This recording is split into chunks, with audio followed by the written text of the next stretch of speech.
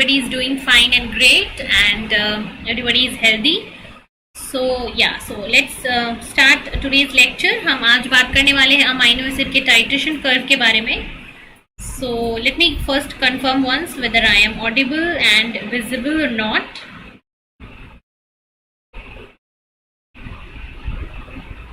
Then we will start our. ठीक है, एक बार मैं कंफर्म कर लेती हूँ.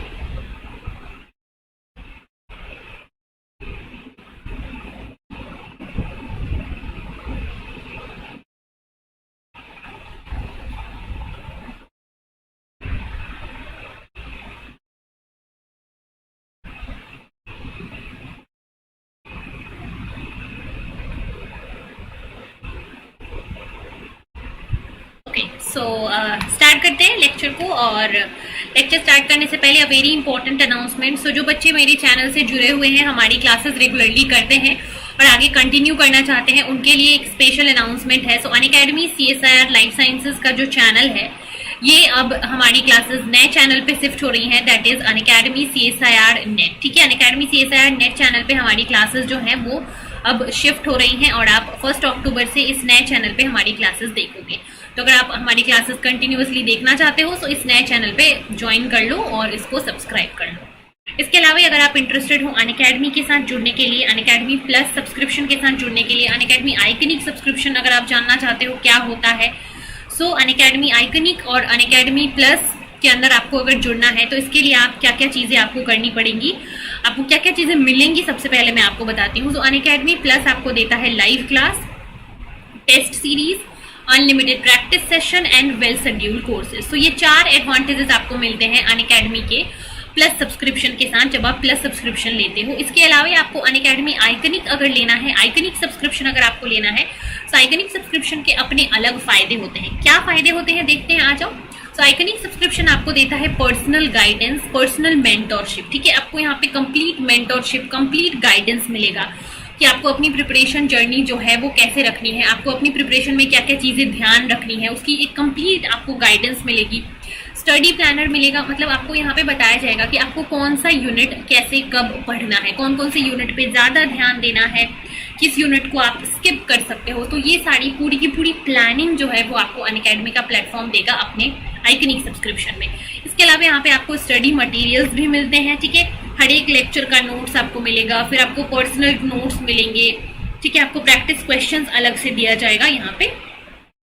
इसके अलावा एक्सपर्ट्स आपके परफॉर्मेंस को एनालाइज करेंगे, आपका टेस्ट एनालिसिस होगा. सो एक ओवरऑल कंप्लीट पैकेज यहाँ पे आपको मिलेगा, जहाँ पे आपकी क्लासेस तो होंगी ही, आपका सिलेबस तो कंप्लीट कराया ही जाएगा, इसके साथ साथ आपको एक कंप्लीट गाइडेंस भी मिलेगा through out your preparation journey. और इन सारी चीज़ों को आप कैसे अवेल करोगे, अनअकैडमी की आइकनिक सब्सक्रिप्शन पे. सो अनअकैडमी आपको प्लस कोर्स देता है जिसमें कि आपके क्लासेस होंगे. इसमें आपको आइकनिक कोर्स देता है जहाँ पे क्लासेस के साथ साथ आपको extra benefits, extra advantages personal level पे मिलती हैं.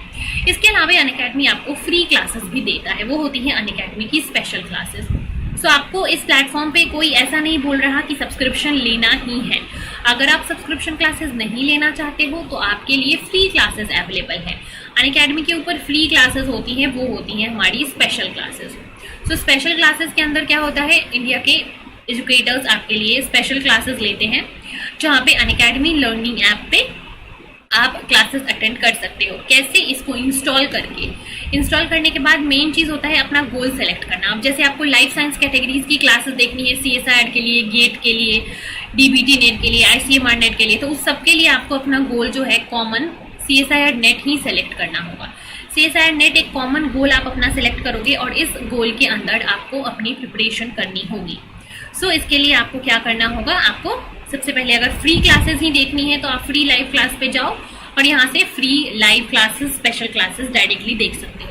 इसके अलावा अगर आप सब्सक्रिप्शन क्लासेस के लिए जाना चाहते हो तो फिर आपको यहाँ पे प्लस पे क्लिक करना होगा. प्लस पे क्लिक करते ही आप यहाँ से सब्सक्रिप्शन लोगे. सब्सक्रिप्शन लेते टाइम ध्यान रखना कि सबसे मेन चीज़ होती है कि आप अपने प्लान को चूज करो. चूज योर प्लान कि आप कौन सा सब्सक्रिप्शन लेना चाहते हो. ठीक है, और आपका प्लान किस चीज़ के ऊपर डिपेंड करेगा कि आपका एग्जाम कब है. तो अगर आपका एग्जाम मान लो आज से 1 साल बाद है, 6 महीने बाद है, उसके अकॉर्डिंग आप सब्सक्रिप्शन ले लो. तो लेट्स से 12 मंथ्स बाद आपका एग्जाम आपने सोचा है कि इतने टाइम पे मैं एग्जाम दूंगा, तो 12 मंथ सब्सक्रिप्शन आप लोगे और इसका मान लो टोटल कॉस्ट ये रहा। अब इस कॉस्ट से अगर आप चाहते हो 10% ऑफ ले लेना, ठीक है, 10% अगर आपको ऑफ चाहिए, सो 10% ऑफ लेने के लिए आपको मेरा रेफरल कोड यूज करना होगा, दैट इज सुरभि01। इस कोड को यूज करके आप अनअकैडमी से 10% ऑफ ले सकते हो। और फिलहाल अगर आप सब्सक्रिप्शन लेना चाहते हो, सो अगर आप सितंबर के एग्जाम, अभी सितंबर है, अक्टूबर नवंबर दिसंबर के एग्जाम को टारगेट कर रहे हो, तो अभी आप फिलहाल 3 मंथ वाला सब्सक्रिप्शन ले सकते हो। ये बेस्ट टाइम है लेने का। 3 मंथ वाला सब्सक्रिप्शन ले लो और अपनी प्रिपरेशन जो है वो 3 महीने के अंदर अनअकैडमी के साथ, प्लस क्लासेस के साथ या फिर आइकनी क्लासेस के साथ जुड़ के कर सकते हो। सो 3 मंथ का सब्सक्रिप्शन अगर आप अभी मेरी सजेशन मानो तो लेकर अपनी पूरी कोर्स चाहो तो 3 महीने के अंदर अनअकैडमी से पढ़ सकते हो।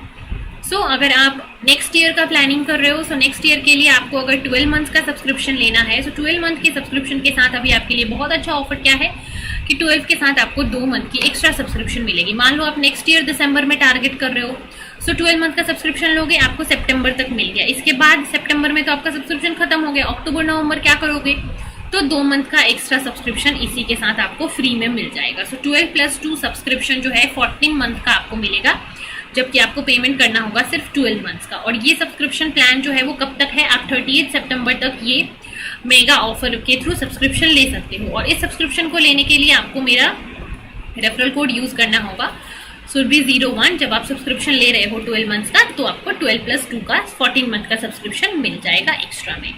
सो ये सारी चीज़ें हो गई जनरल इंट्रोडक्शन के बारे में जो कि मुझे आपको बतानी थी। और अगर आप इंटरेस्टेड हो सब्सक्रिप्शन के लिए, सो 3 मंथ का सब्सक्रिप्शन जो बच्चे लेना चाहते हैं, तो प्राइस हाइक अलर्ट आया है आपके 3 मंथ के सब्सक्रिप्शन के लिए। प्राइसेस जो हैं वो बढ़ने वाली है जल्दी ही, तो इससे पहले कि प्राइसेस बढ़ जाओ अपना सब्सक्रिप्शन ले लो, है ना, बिकॉज 3 मंथ आपके एग्जाम में बचे हैं ऑलमोस्ट। सो सब्सक्रिप्शन ले लो और प्रिपरेशन जो है अपनी गियर अप कर दो, ठीक है। और बहुत सारे नए बैचेस जैसे कि लॉन्च हो रहे हैं, आउटसाइन batch chemical sciences, physical sciences के लिए ऑलरेडी लॉन्च हो चुका है, और लाइफ साइंस के लिए भी नया बैच लॉन्च हो रहा है, आउटसाइन बैच। तो इन सारे नए बैचेस में अगर इनरोल होना है तो आज के आज ही आपको अनअकैडमी ज्वाइन करना होगा। 3 मंथ का सब्सक्रिप्शन अगर आप लोगे, so you can now go. So this is all about the introduction I wanted to tell you. Anybody has any question from previous lectures?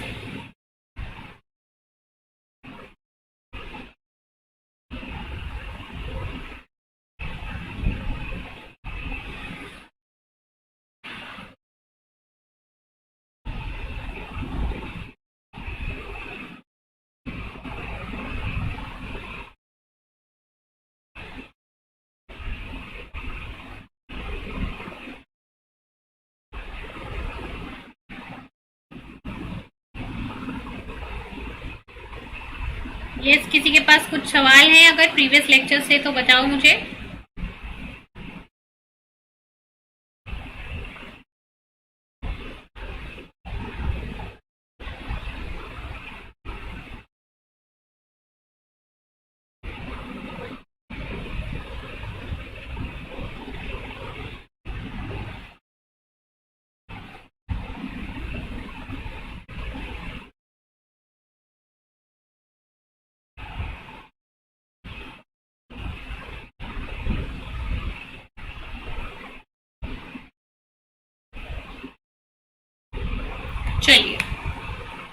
चलिए फिर स्टार्ट करते हैं, ठीक है। सो अमाइनो एसिड्स के बारे में सुबह मॉर्निंग में हमने थोड़ी सी चीजें पढ़ी थी, but I will repeat this.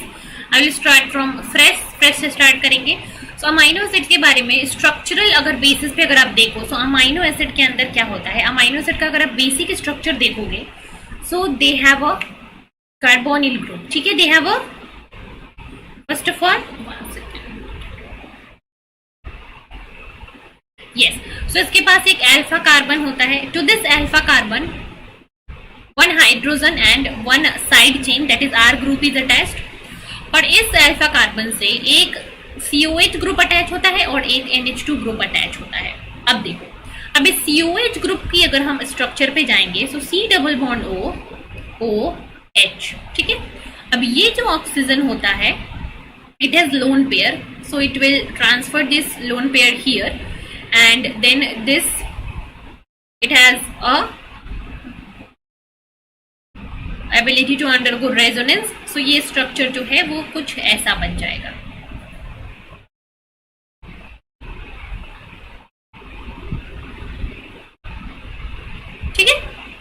ये जो H पॉजिटिव यहाँ पे हो गया, सो इस H पॉजिटिव के बाद टेंडेंसी होती है that it can leave this COO molecule and form COO minus. H positive यहाँ से because it is very acidic, so it has a tendency to leave this in the form of H plus.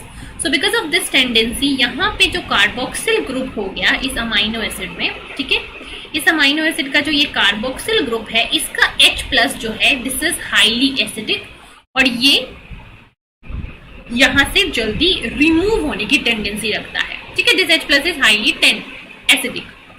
NH2 के structure को अगर आप देखोगे so N H and H, इसके पास vacant orbitals और लोन पेयर है और अपने वैकेंट ऑर्बिटल्स को भरने के लिए this NH2 has a ability to accept H plus from the surrounding and get converted into NH3, right.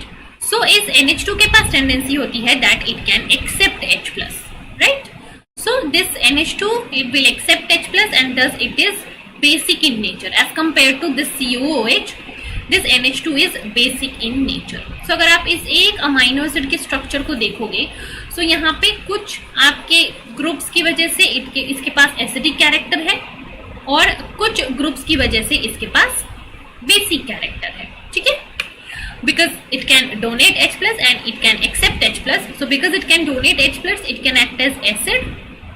Because it can accept H plus, it can act as base.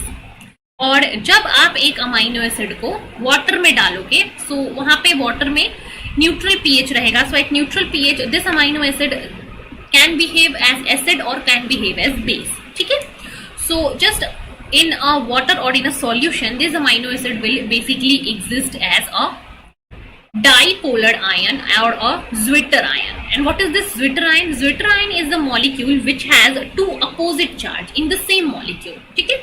So usually अगर आप किसी amino acid को water में dissolve कर रहे हो so Zwitter ionic form में वो रहेगा. मतलब कि Zwitter ionic फॉर्म का मतलब क्या है कि इसका मान लो ये अल्फा कार्बन है, so one of its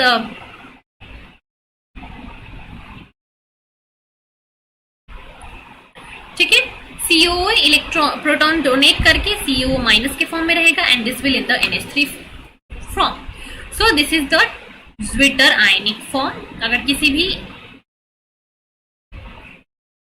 amino acid को आप वाटर में डालोगे, सॉल्यूशन में डालोगे, सो it will exist in a Zwitter ionic form. And this Zwitter ionic form has a tendency that it can act as acid also, it can act as base also, right?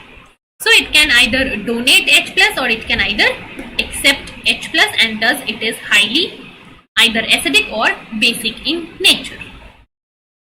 Clear?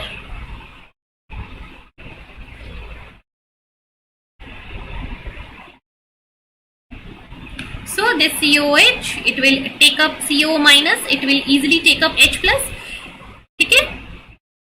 And here it's get converted into this molecule.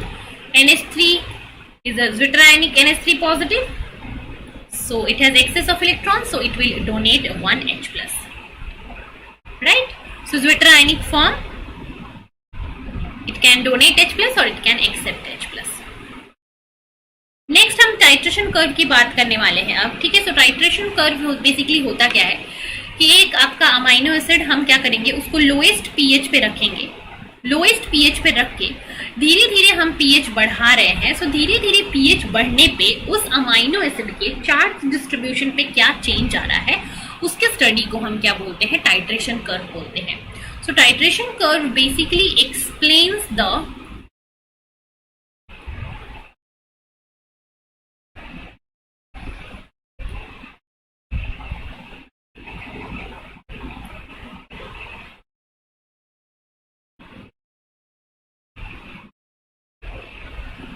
Yes. So titration curve basically explains the gradual addition or removal of protons from an acid. ठीक है, अगर एक highly acidic solution में आपने पहले amino acid को रखा, फिर धीरे धीरे आप उसमें H प्लस ऐड करते जाओ, तो वो अमाइनो एसिड कैसे रिएक्ट करेगा उसी की स्टडी को टाइट्रेशन कर्व कहते हैं. So titration curve process basically starts, let's say we are talking for a simplest amino acid that is glycine. So titration curve will basically starts with the very lowest pH point. ठीक है. So in the beginning where pH is very low. So let's assume the situation first. जब pH की value क्या है, जब pH की value बहुत ही ज्यादा लो है, when pH is very very very low. So जब पीएच की वैल्यू क्या होती है, बहुत ही ज्यादा लो होती है। लो पीएच का मतलब क्या, पीएच 1 2 है, तो 1 2 पीएच का मतलब क्या, it is highly acidic condition. Highly acidic condition का मतलब क्या कि that it has high H plus. So अगर H प्लस का अमाउंट ज्यादा है, सो सबसे पहले आपका ये जो अल्फा कार्बन है इसका COO माइनस जो है वो H प्लस लेके इसमें कन्वर्ट होगा, इसका NH2 ग्रुप जो है वो भी H प्लस लेके इसमें कन्वर्ट हो जाएगा और यहाँ पे इसका H ग्रुप रहेगा। सो अगर आप वेरी लो पीएच पे फॉर्म देखोगे, सो वेरी लो पीएच पे क्या फॉर्म होता है, वेरी लो पीएच पे COH अनचार्ज होता है और NH3 प्लस चार्ज होता है। सो वेरी लो पीएच पे बिगिनिंग पे जो ओवरऑल चार्ज होता है अमाइनो एसिड पे वो +1 होता है। So it is positively charged. So in the beginning when pH is very low, the predominant ionic species in the glycine is the fully protonated form because lot of H plus will be there. So all these H plus will go and bind to the amino acid. So COH will be protonated and NH3 positive will also be protonated. So this is the form at a very low pH in the beginning of titration. ये form कब होगा, जब titration just start होगा. So this particular form of amino acid will exist. Now what happen, now जब आप इस solution में क्या करोगे, OH माइनस ऐड करते जाओगे, ठीक है, OH माइनस आप ऐड करते गए। सो OH माइनस ऐड करते गए, एक्सेस ऑफ OH माइनस हुआ। सो OH माइनस क्या करेगा, इस अमाइनो एसिड से चाहेगा कि H प्लस को ले ले। अब यहाँ पे सबसे ज्यादा एसिडिक H प्लस कौन सा है, वी हैव डिस्कस्ड, सबसे ज्यादा एसिडिक H प्लस ये है COH वाला।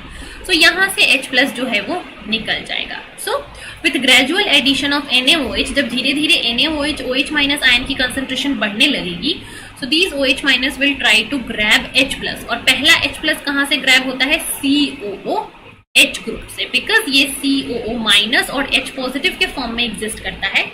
This H positive is highly acidic, so it will go and bind with the hydroxyl ion. So these are the two steps. सबसे पहले lowest pH पे this protonated form, then जैसे जैसे आप pH बढ़ाते जाओगे COH जो है वो अपना H प्लस डोनेट करेगा, राइट।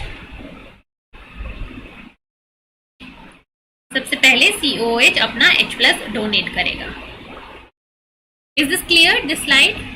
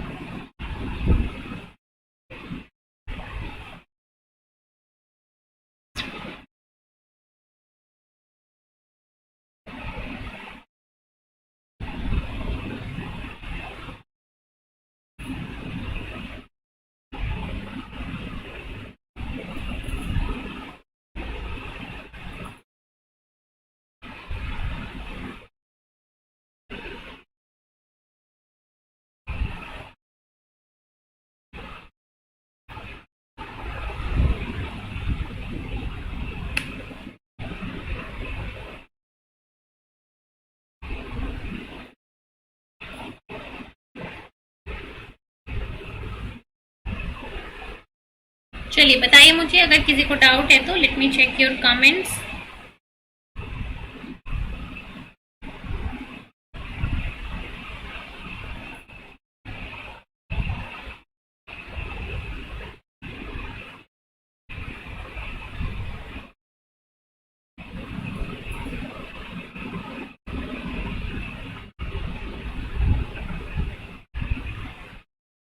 ओके, लेट मी सी।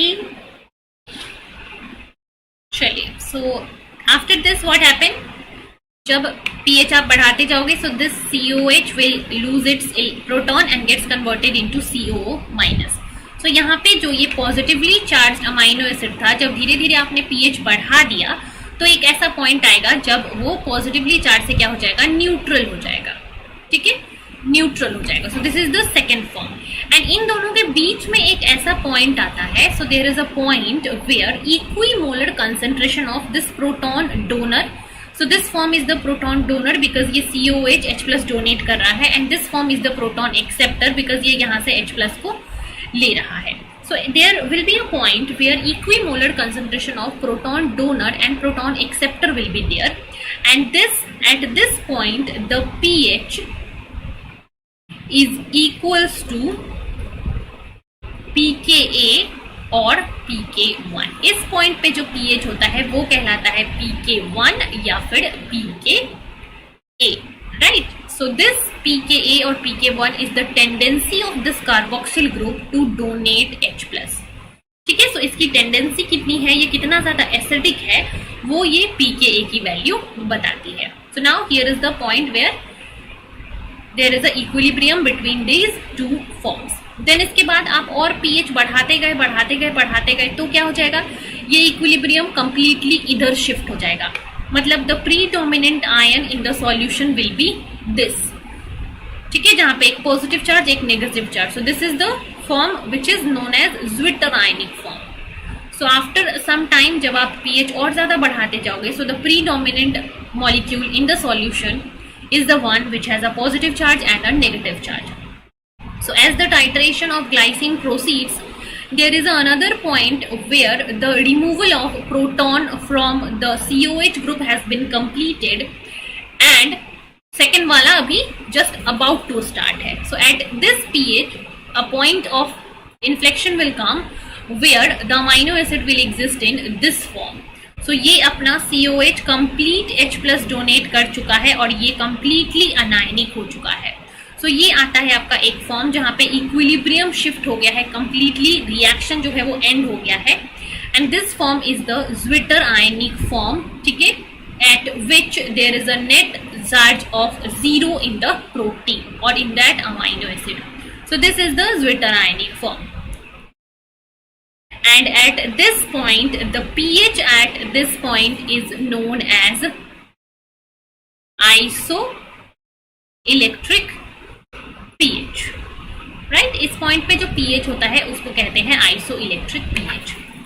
इसके बाद अभी आपको क्या करना है, फिर से और pH बढ़ाते जाना है और OH- ऐड करते जाना है. अब और OH- ऐड करोगे तो क्या होगा, आपके ये NH3 पॉजिटिव से H+ रिमूव होने लगेगा. ठीक है, NH3 पॉजिटिव से H+ जाने लगेगा. So then at this point what happened in the second phase of titration, the removal of proton from NH3 positive will start. ठीक है, so धीरे धीरे आपका ये जो ज्विटर आयनिक फॉर्म है, ज्विटर आयनिक फॉर्म से इस NH3 से H+ जाने लगेगा और ये NH2 में कन्वर्ट होने लगेगा. So again there comes a point where there will be a equimolar concentration between this zwitter ionic form and this anionic form, and at this point this pH at this point is known as pK2 और pKb. इस point पे जो pH होता है उसको pKb या फिर pK2 कहते हैं. ठीक है, so at this point the pH is equivalent to pKb or pK2 and it defines the ability of NH3 positive to donate H+. ठीक है, एंड फाइनली ये जो इक्विलिब्रियम है वो एट द एंड शिफ्ट हो जाएगा टुवर्ड्स द फॉरवर्ड डायरेक्शन जब आप pH और बढ़ाते बढ़ाते 12 तक चले जाओगे. So finally the titration will come to an end at a pH of about 12 and at this point the predominant form in this solution is this form which is a anionic form. So आपने start किया था कहाँ से, एक completely cationic form से. अगर मैं यहाँ पे लिखूं सो हमने इस पर्टिकुलर फॉर्म से स्टार्ट किया था, राइट? इससे स्टार्ट किया था. देन फर्स्ट पॉइंट आया था pKa जहां पे कन्वर्ट हो गया था क्या इस फॉर्म में. Then comes the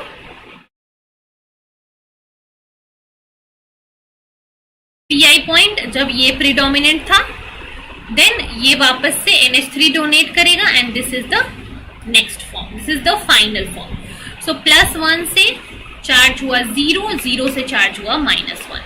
So this is how the titration curve of a simple amino acid like glycine, alanine, isoleucine which has a non-charged R group will be there. ठीक है, so ये हो गया आपके नॉन आयोनिक ग्रुप का titration curve. So I think it is clear to everyone.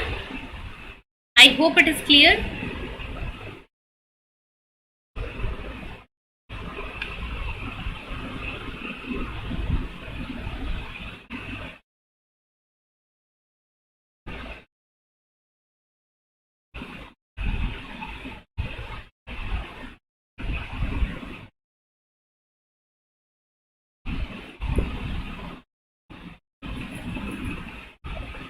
Let me know in the comment में बताओ मुझे लिख के सारे बच्चे समझ में आया. This is very important topic, so remember this all things.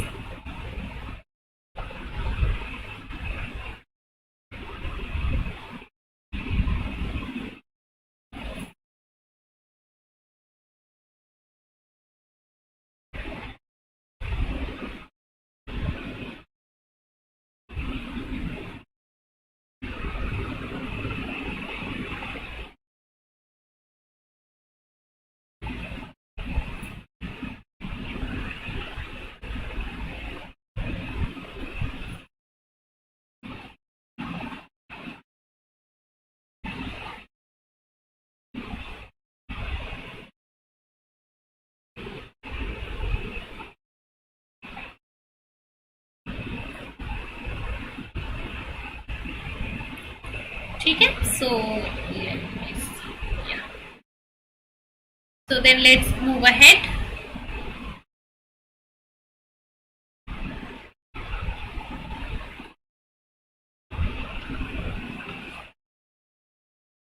Okay, so let's see what is there. So यहाँ पे आपको बता रखा है, देखो यहाँ पे ग्राफिकल फॉर्म में ये जो pk1 pk2 pki की वैल्यू जो है इनको जब कैलकुलेट किया गया, एक्सपेरिमेंटली ये किया गया, तो सबसे पहला जो आपका pH 0 पे फॉर्म रहेगा, ये वाला फॉर्म रहेगा 0 pH पे. ठीक है, सबको पता है, ये हमने डिस्कस कर लिया है. फर्स्ट फॉर्म रहेगा ये वाला. अब ये वाला फॉर्म धीरे धीरे क्या होगा, कन्वर्ट होगा. जब ये COH जो है वो H+ लूज करेगा. ठीक है, सो एक पॉइंट ऐसा आएगा जहां पे इस फॉर्म के बीच में और ये जो ज्विट्रायनिक फॉर्म है इस दोनों के बीच में इक्विलिब्रियम होगा. ठीक है, so this is the first point of inflection where there is a equilibrium between these two and this point is known as pK1. और pK1 की जो वैल्यू है ग्लाइसिन के लिए जब कैलकुलेट किया गया, सो इस pK1 की वैल्यू आई कितनी, 2.34. So this is experimentally calculated. Then फिर pH आगे बढ़ाते गए, फिर जो प्रीडोमिनेंट फॉर्म था सॉल्यूशन के अंदर वो हो गया ये zwitterionic form. And at this point the pH is the isoelectric point और आइसोइलेक्ट्रिक pH, और इसकी calculated value I 5.97.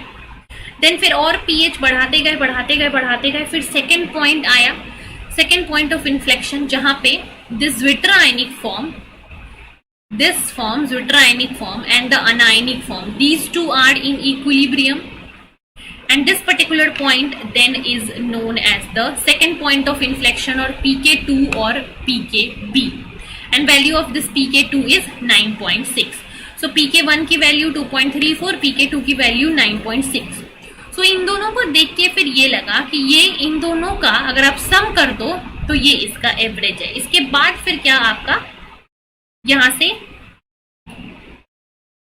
we get that from the titration curve of glycine we can here declare that from this titration curve we can clearly see that the isoelectric pH at which the net charge is 0. अगर आपको किसी amino acid का PI calculate करना है तो उसका PI basically उसके pK1 और pK2 के ऊपर डिपेंड करेगा.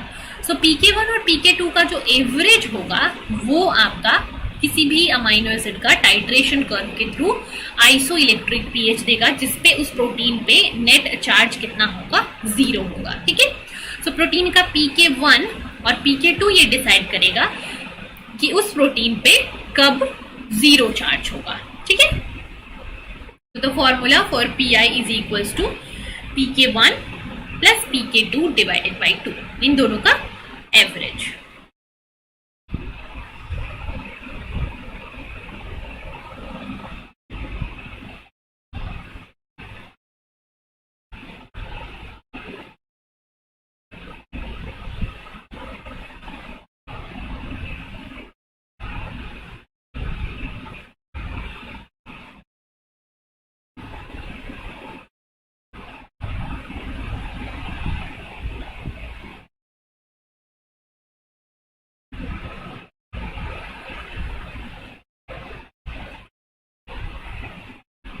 Fine.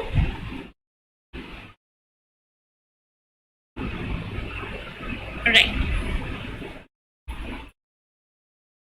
Any doubt here? Anybody in this graph about the axis, about the values, about the titration curve? Any doubt? If you have, let me know. Any doubt from this particular topic? If anybody has related to titration curve, बताओ मुझे comment के अंदर. इसके बाद हम titration curve of ionizable amino acid भी देखेंगे. So will go to that also, but first let me know whether this is clear. The titration curve for glycine is clear to all or not? Glycine के लिए clear है या नहीं सबको?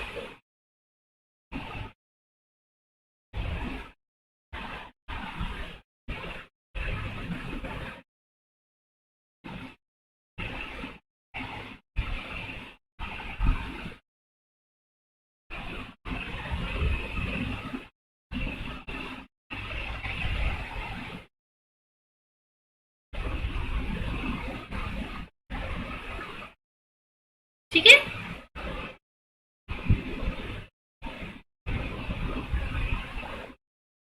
No, Saurabh, you don't actually need to remember all these things. Actually, so usually आपकी जो value की range होती है ना, आपको इस रेंज में वैल्यूज आ जाती हैं. ठीक है, आपको सारे वैल्यूज याद रखने की जरूरत नहीं है, यूजुअली इन रेंज में आ जाती है. जैसे कि आप अगर एक नॉर्मल न्यूट्रल अमाइनो एसिड के पीके 1 की बात करते हो तो वो 2 to 4 के बीच में होता है. अगर आप उसके पीके 2 की बात करते हो तो वो यूजुअली 8 to 9 के बीच में होता है. ठीक है, अगर एक normal non charged amino acid की बात करें तो. सो रेंज आप याद रख लो, नॉर्मल कंप्लीट वैल्यूज याद रखने की जरूरत नहीं है. ठीक है.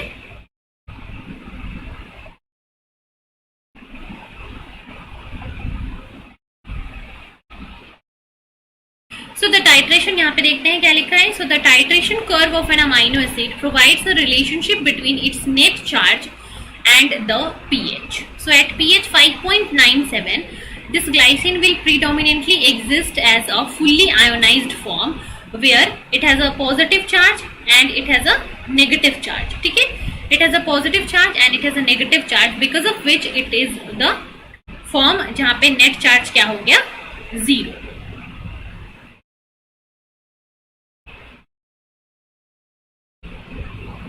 One second.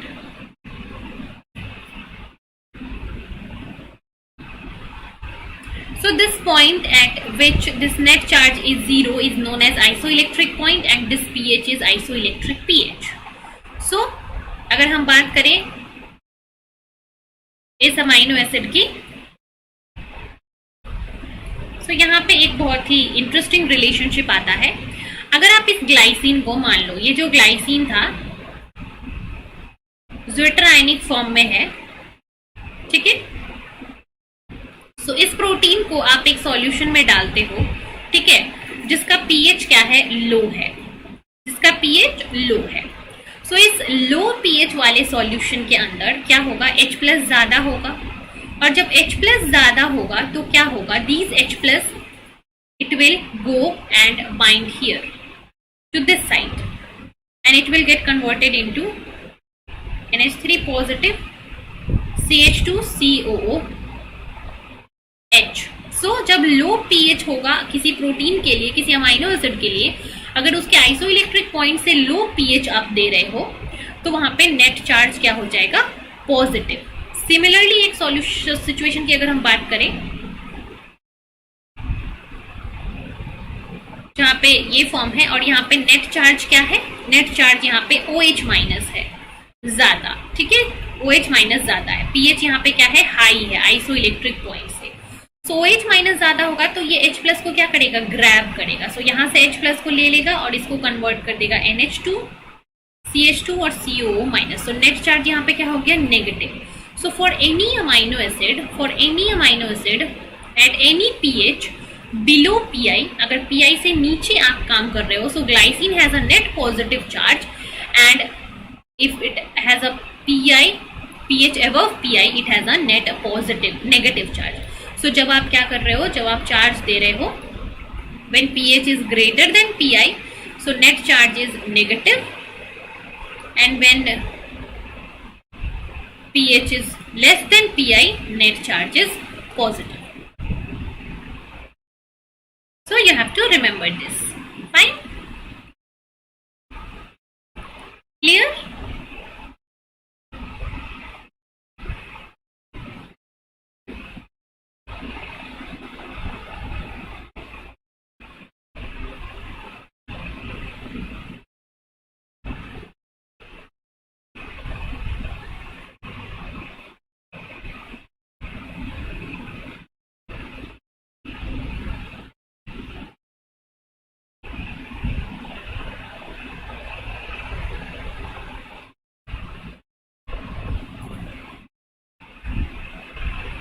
Let me know if it is clear.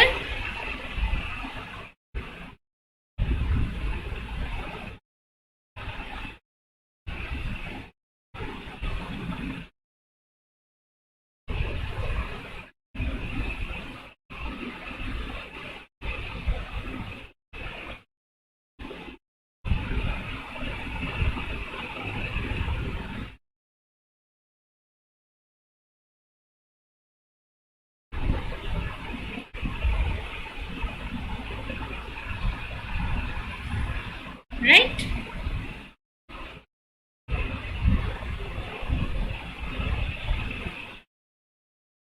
अगर एग्जाम में आता है ना ऐसे क्वेश्चंस, तो वहां पे आपको एक रेंज में वैल्यूज मिल जाएंगी, है ना, रेंज के अकॉर्डिंग वैल्यूज आपको मिलेगी। ऐसे पूरा का पूरा आपको नहीं, डायरेक्ट कंप्लीट वैल्यू आपको देना होगा। जैसे नॉर्मल ग्लाइसिन एलिडीन के लिए 2 से 4 तक उसका pK 1 हो जाएगा और 8 to 9 उसका pK 2 होता है। इसके रेंज में वैल्यूज आती हैं, एग्जैक्ट वैल्यू आपसे कोई भी नहीं पूछता है, ठीक है। देखो यहाँ पे आएगा अभी, so will see this here.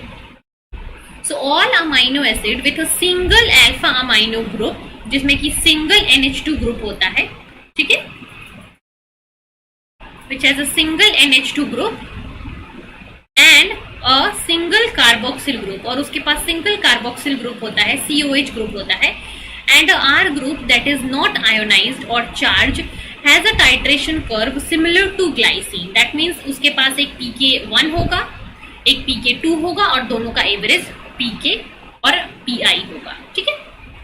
So these amino acid has a pKa value which is for the proton donation capacity of COH is in the range of 1.8 to 2.4. So 2 to 2.4 के बीच में इन सब की वैल्यूज रहती हैं pKa की, and the value of pKb is in the range of 8.8 to 11. So 8, 9, 10 ऐसे इन सब के बीच में उसकी pKb की वैल्यू होती है। So इसी के रेंज में वैल्यू आपको एग्जिस्ट करनी होगी, आपको याद रखने की जरूरत नहीं है, ठीक है। सो इन दोनों के वैल्यूज के बीच में 2 to 2.4 के बीच में, 9 to 11 के बीच में जो आपकी pK 1 और pK 2 की वैल्यूज यूजुअली रहती हैं for amino acid which are non charged, ठीक है। So the amino acid with ionizable R group, but जिस अमाइनो एसिड के पास आयोनाइजेबल R ग्रुप रहता है उसके अंदर उसका titration curve is little bit more complex, ठीक है। उनके पास ज्यादा कॉम्प्लेक्स आयोनाइजेबल ग्रुप होने के कारण उनका जो टाइट्रेशन कर्व है वो ज्यादा कॉम्प्लेक्स हो जाता है, ठीक है, ठीक है। एंड दस दे हैव 3 आयोनाइजेशन स्टेप्स। एक तो जो अल्फा C अल्फा NH2 के लिए होगा, दूसरा पॉइंट C अल्फा COH के लिए होगा, और तीसरा जो आयोनाइजेशन स्टेप होगा वो आपके R ग्रुप के लिए होगा, ठीक है। जो भी R ग्रुप हो, या तो R ग्रुप COH होगा या तो NH2 होगा। सो इन दोनों R ग्रुप के लिए एक तीसरा आयोनाइजेबल स्टेप आएगा। So the third R group और ionizable group can be COH for amino acids like glutamate and aspartate, and it can be NH3 for basic amino acid like histidine, lysine and arginine. And for these type of amino acid which have a third ionizable group, their isoelectric point will depend on the nature of the ionizable group. अगर ionizable group क्या है, acidic है, COH वाला है, तो उसका isoelectric point acidic range में होगा। अगर वो बेसिक है तो उसका इलेक्ट्रिक पॉइंट जो है वो बेसिक रेंज में होगा। So will see isoelectric for different acids here now. But first, let me know if this is clear. This slide is very, very important. So all these 4 points should be clear. Yes, all of you. I want a yes from all of you in the comment section if this is clear. या फिर कुछ doubt है तो बताओ मुझे comment में. We'll discuss.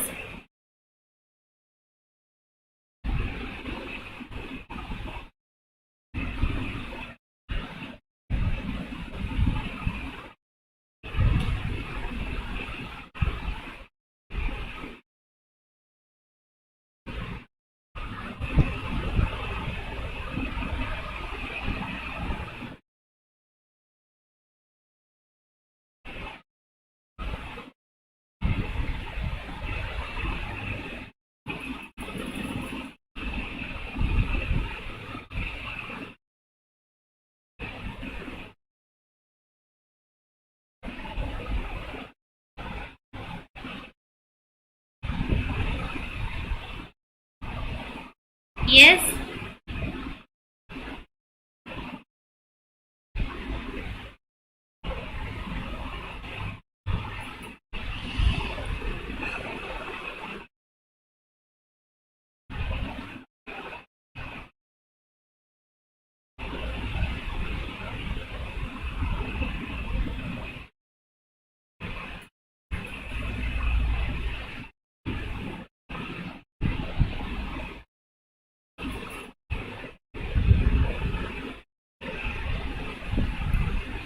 Fine.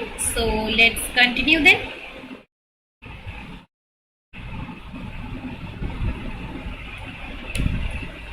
चलो आगे बात करेंगे, देखते हैं आगे क्या है. So titration curve for glutamate. So glutamine कैसा अमाइनो एसिड है? ग्लूटामेट एक अमाइनो एसिड है जिसका जो आयोनाइजेबल ग्रुप होता है वो क्या होता है? चार्ज्ड होता है. और कौन सा चार्ज्ड होता है? एसिडिक. इसका आयोनाइजेबल ग्रुप जो है वो COOH कंटेनिंग ग्रुप है. ये है आपका ग्लूटामेट अमाइनो एसिड. ठीक है, तो इसके अंदर कौन सा चार्ज ग्रुप है? ये है इसका अल्फा अमीन ग्रुप, ये है इसका अल्फा कार्बोक्सिलिक ग्रुप और ये है इसका R ग्रुप जिसका चार्ज है COOH. ठीक है, तो अब इसको एज्यूम करो जब pH बहुत ज्यादा है. ठीक है, यहाँ पे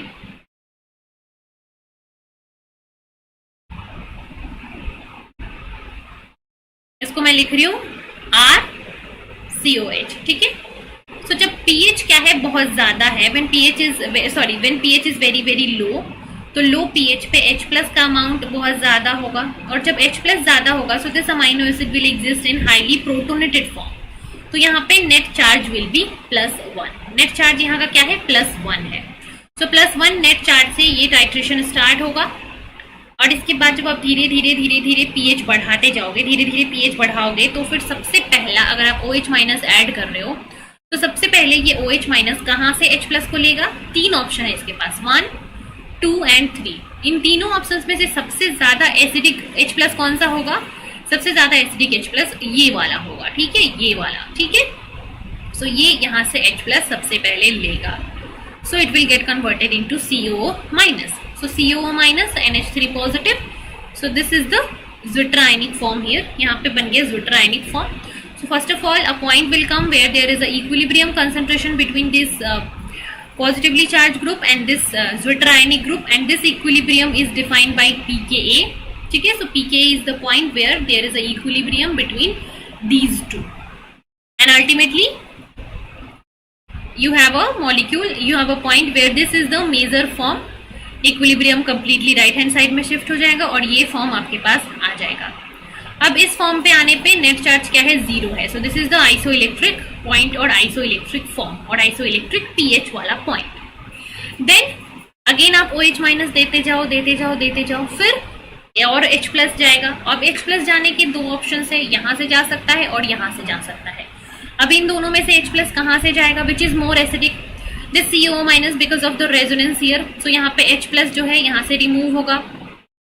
तो सेकेंड H प्लस कहाँ से जाता है? हमेशा इस पॉइंट से जाएगा, COO माइनस से.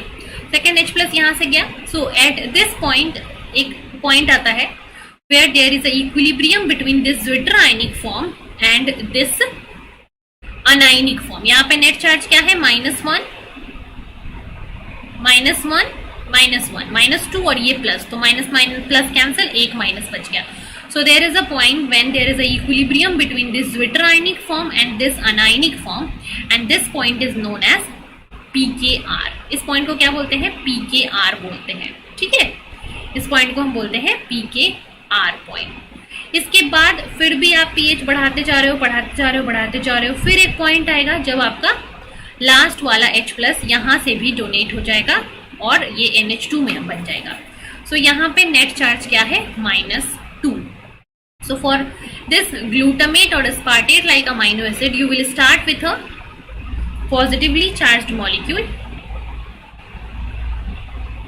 Yeah, so this is the positively charged molecule जो कि predominant होगा जब आप क्या करोगे? positively charged होगा जब बहुत low pH होगा। फिर different form change करते करते high pH पे ये -2 के form में आ जाएगा। और इस बीच 3 points आएंगे। First is the pK1 जहां से इस अल्फा COH ग्रुप से H+ निकलेगा।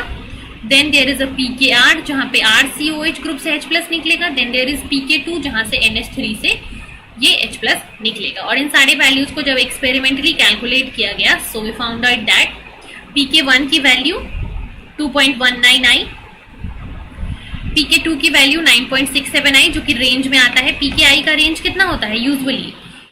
1.8 से 2.4, सो उसकी रेंज में है। pK2 की वैल्यू कितना होता है? 8.8 से 11, ये उसकी रेंज में है। सो pK1 pK2 की वैल्यू रेंज में आई। बीच में एक आया pKr, और pKr जो है यहाँ पे COH का pKr है तो वो एसिडिक के रेंज में आएगा। So it is 4.25 and the PI comes to be 3.22। So PI जो है वो किसके रेंज में है? Because it is acidic amino acid, so PI जो होगा वो एसिडिक ही होगा। So from here the isoelectric point or the isoelectric pH is calculated as pKa plus pKr. pKr is the ionizable group। जो भी ionizable group होगा उसके ऊपर यहाँ का pH डिपेंड करेगा। जैसे कि यहाँ पे ionizable group क्या है? pKr क्या है? COH। So pK1 plus pKr by 2 होगा यहाँ पे इसका isoelectric point। So it is 2.19 plus 4.25 by 2, which is equals to 3.22. So this is the pH at which this particular amino acid glutamate has a net charge of 0. Right everyone? Is this clear to all?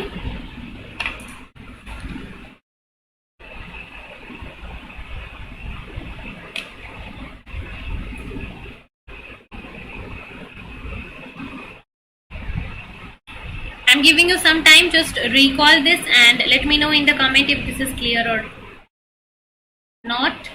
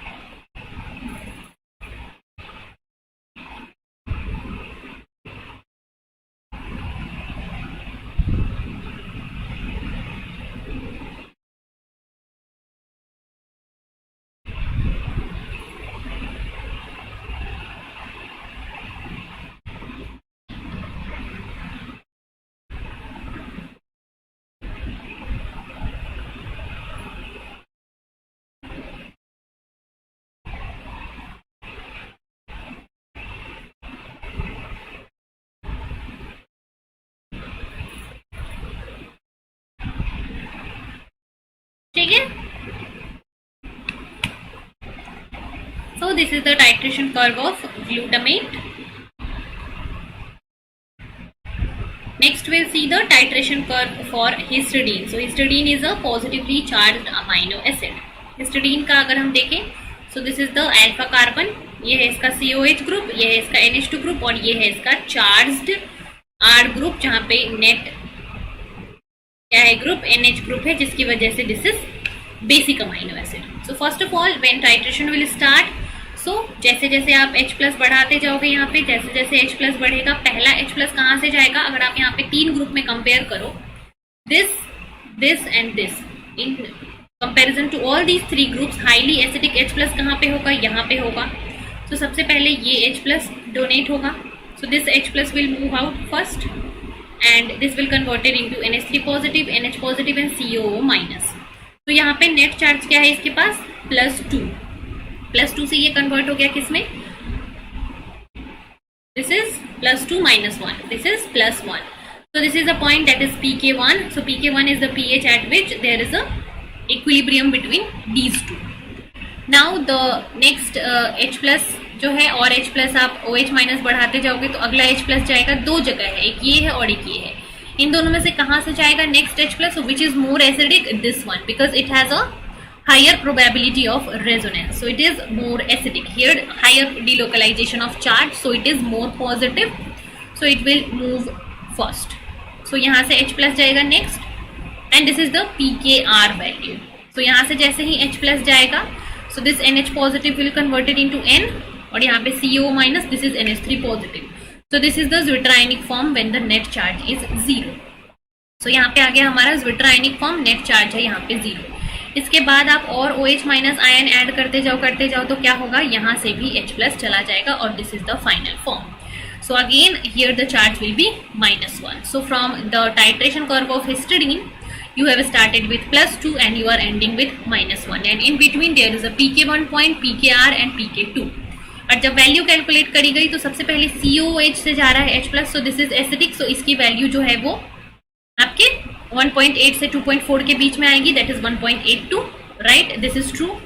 pK2 की value जो है वो C alpha amine group से जा रहा है, सो वो 9 और 11 के बीच में आएगा, so it is 9.17, this is also true. Then pKr की वैल्यू जो आती है आपके, जब यहाँ से H प्लस डोनेट होता है, so it is somewhat equals to 6. और जब इस पर्टिकुलर अमाइनो एसिड का आइसोइलेक्ट्रिक पॉइंट देखा गया, so the PI for this particular group which has 2 positively charged group, that is positively charged amine, so it has a PI of 7.59, which is equals to, this PI is equals to pK2 plus pKr by 2.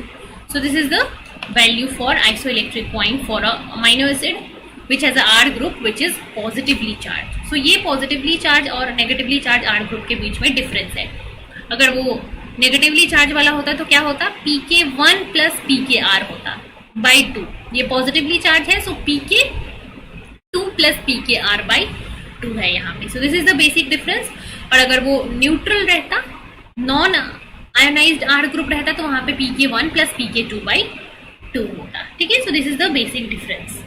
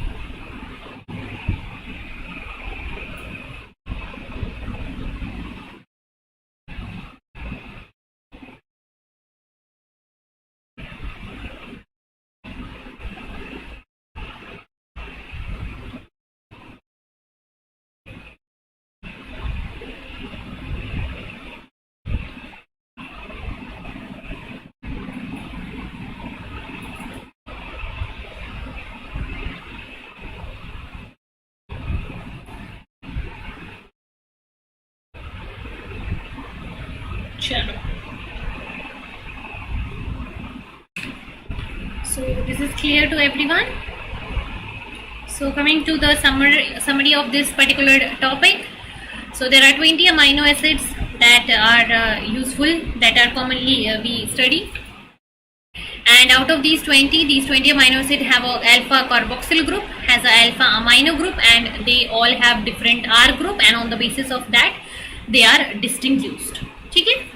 An amino acid can be classified into 5 different type on the basis of their polarity or on the basis of their different R group, and this is BANAP. B for basic amino acid, A for acidic amino acid. So basic amino acid का example हमने याद किया था HAL, that is histidine, arginine, lysine. So I hope आपको याद होगा. Acidic amino acid का example हमने याद किया था AG, that is aspartic acid and glutamic acid. N is the non-polar amino acid, ठीक है, जिसका एग्जाम्पल हमने याद किया था प्रोफेसर लुइस गुड मॉर्निंग, याद है. P for proline, leucine, then valine, isoleucine, glycine and methionine. Then हमने पढ़ा था aromatic amino acid. Aromatic amino acid का एग्जाम्पल क्या था?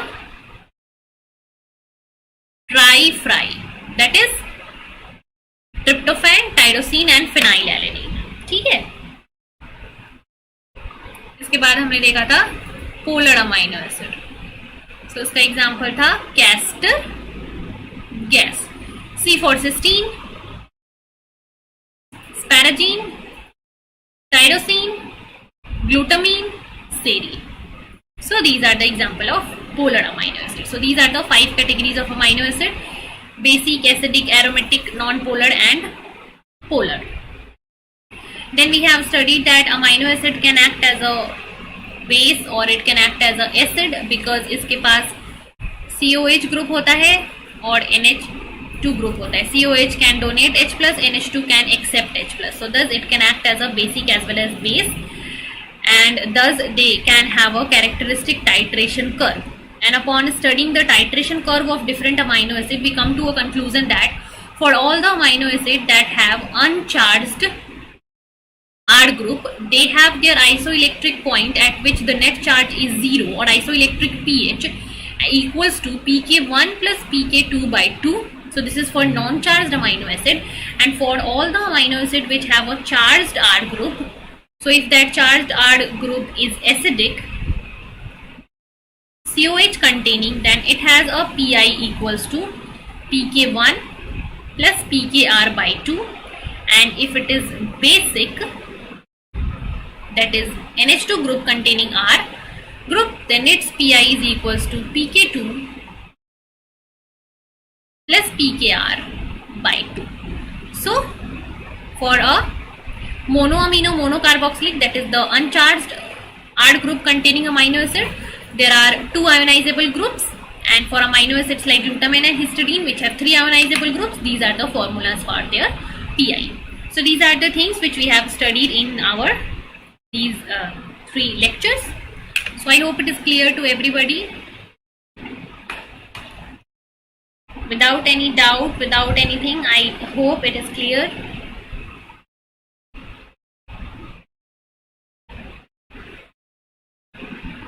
Yes, clear है सबको?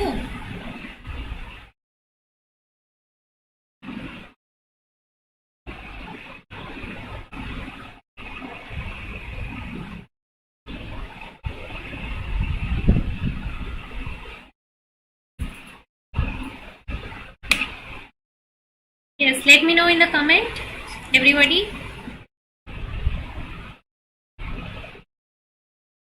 ठीक है. सो आई होप कि टाइट्रेशन कर्व वाला टॉपिक आपको क्लियर होगा. So related to titration curve we are going to have a question practice session. Our question practice session related to this titration curve अभी होने वाला है हमारा question practice session. So I hope आज का lecture और कल जो हमने पढ़ा था वो सब आपको क्लियर होगा.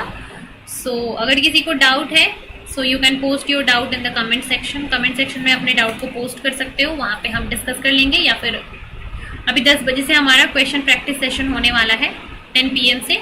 सो आप उस 10 PM के क्वेश्चन प्रैक्टिस सेशन में भी अपना डाउट पूछ सकते हो. ठीक है. So fine, that's all for this class. 10 PM पे titration curve of amino acid से क्वेश्चन प्रैक्टिस सेशन है. So I will see you all in that class.